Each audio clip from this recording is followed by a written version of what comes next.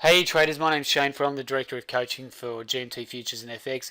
What I wanted to do today was basically give you some training on how to trade the MACD with success. So in this video presentation, what we're going to do is we're going to break this up into two parts. The first part is going to lay the foundation of what the MACD is, what the indicator's made up of, and then we're going to look at how our pro traders use the MACD to successfully trade both the forex and futures markets.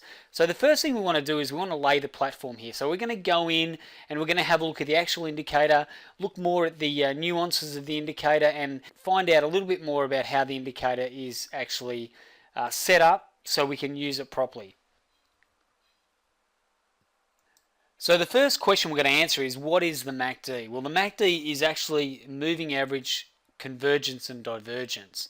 So that's what the indicator is, and the benefits of using the MACD, so the benefits of actually using this MACD are that the MACD gives you an indication of what's happening with basically both momentum and trend.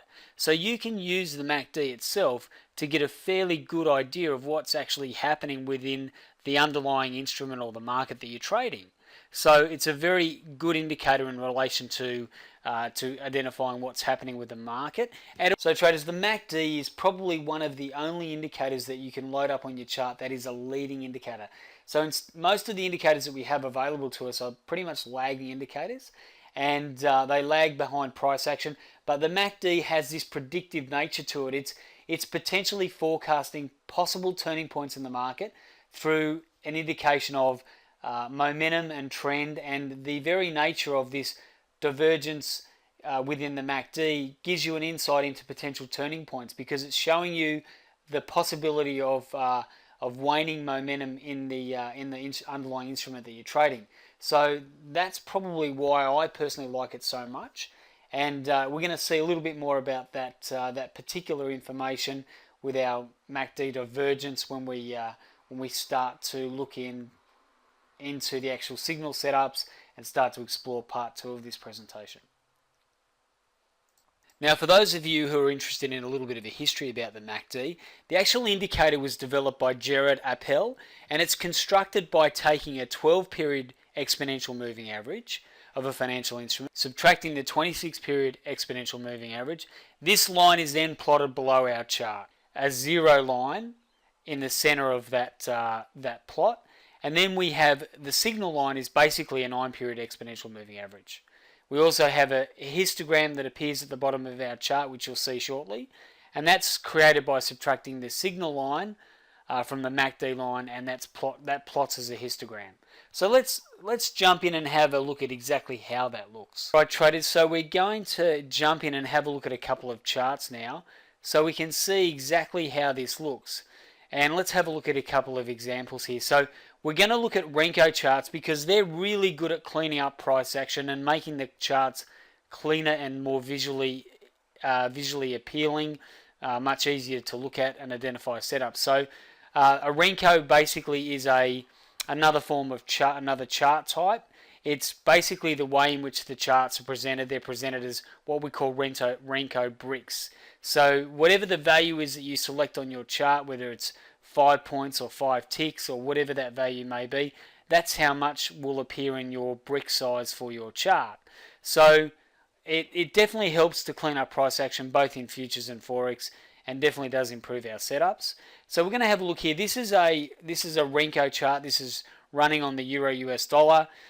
You can see here, I'll just describe what we have on the chart. So these little bricks here that you see on the chart, they're our Renko bricks. So they're going to be a value of 0.0005 on the Euro US dollar. So each one is 5 pips on the Euro US dollar, and you can see it does clean up price action quite nicely.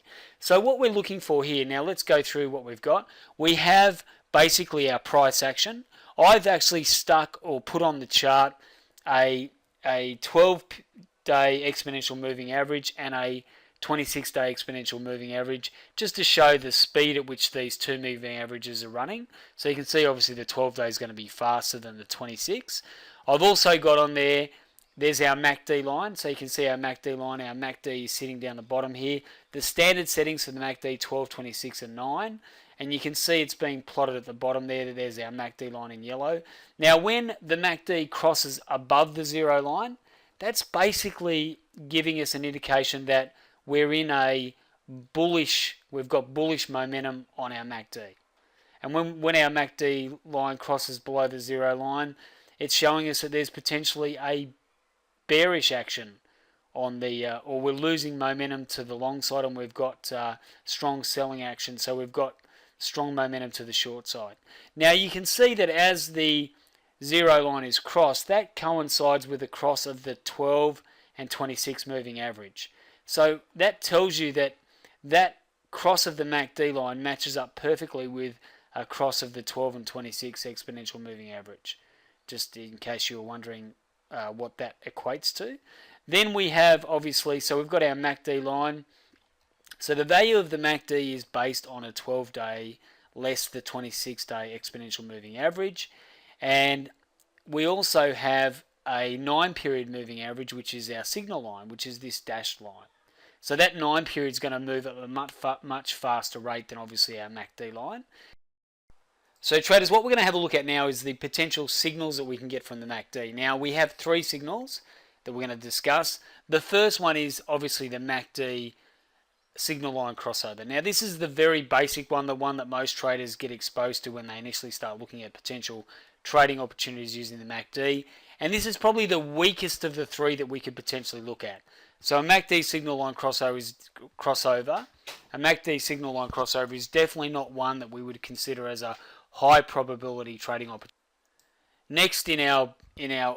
Next as one of our options is the MACD centerline cross. So when the MACD starts to cross the centerline, we can either take a long setup when the MACD crosses above the centerline. When the MACD crosses below, we could potentially take a short setup. Again, not one of the most profitable ways to trade the MACD. So ideally what we want to do is we want to be trading the MACD when we've got higher probability setups and we've got multiple confirmations that we have a high probability setup. Now our third option here is divergence with price. Now this is my favorite way to trade the MACD, divergence with price, and in part 2 I'm going to discuss some of the misnomers about divergence, and we're going to really kind of get into how professionals use the MACD to trade successfully with this indicator. And as I mentioned before, this is one of my favorite indicators. I'd like to use it with with a fib retracement strategy. So we're going to talk a little bit more about that in part 2. But basically, divergence with price is really starting to take your trading to the level where you're starting to look for turning points in the market, where you're looking for where the market is starting to run out of momentum, like we said before, and where you're seeing that price is giving an indication that potentially it's moving higher or lower, but the underlying momentum or energy in the market just isn't there. So that's another opportunity for us to potentially go in and trade. So we're going to go into a little bit more detail on those now. So our signal line crossover, as you can see here, it's really not impressive. You've got your first trade set up here. Price comes down, doesn't really go too far. So every time this MACD line crosses the signal line, we're getting a potential trade setup, and you can see that it's very, very choppy. We're getting a lot of false trade setups, not a very effective way to be trading your trading account, and really low probability type setups. So that's ideally not what we want to be doing. It's definitely the most common but the least effective way to trade the MACD. Alright traders, so that brings us to the second part of our trade setup, which is our crossover. So you can see here that the 0 line is the basis for our trade setup on the crossover, and we need the MACD to cross either above or below the 0 line. You can see here it crosses below the 0 line, and it gives us a potential sell setup. Now the only issue I have with this is that basically it works well until you get into a market or an environment where the market gets fairly choppy or fairly rangy or cyclical. So you can see when we've got a good trend going, this is fantastic. You're obviously selling there when it crosses below the 0 line. Then that trade runs down beautifully down there. But then when you get to this setup here where you've potentially got a long trade here, then you've got price just consolidating, and you've got a signal to go long. Price moves above the zero line, so that's our entry point. But unfortunately, price doesn't go anywhere. It just shoots back up to that 122.20. A small little double top there, and then virtually a bit of a retracement, and then back below again. So again, this is really, you don't really want to be using the crossover technique on its own, because you can get situations where you get really good trending moves, but when the market starts to consolidate and gets fairly rangy, then you can get a lot of false signals and find that you're getting in and out of the trades with very little profit and very poor reward to risk. So we want to stay away from trading the first two types of setups, so the basic zero line crossover and the signal line cross. We don't want to trade either of those two as applying the MACD strategy. And in part 2 of our video series, which is how to trade the MACD with success, I'm going to show you the third of our options, which is trading with divergence. And I'm also going to explain how our traders use a couple of additional elements to really increase their probability of success with this indicator. So in our next presentation, we're going to show you how the pro traders identify multiple MACD setups and also use this process in our managed fund. So how they use the MACD to trade with greater success. So thank you for your time. Looking forward to catching you on the next presentation, and definitely want to make sure that you go through and do the quiz. You'll find that at the bottom of this video presentation there is an option to do our MACD quiz. So if you want to just reinforce the learning that you've gained today, then I would definitely suggest you jump in and use the MACD and go through that MACD quiz setup. Fantastic. Cheers.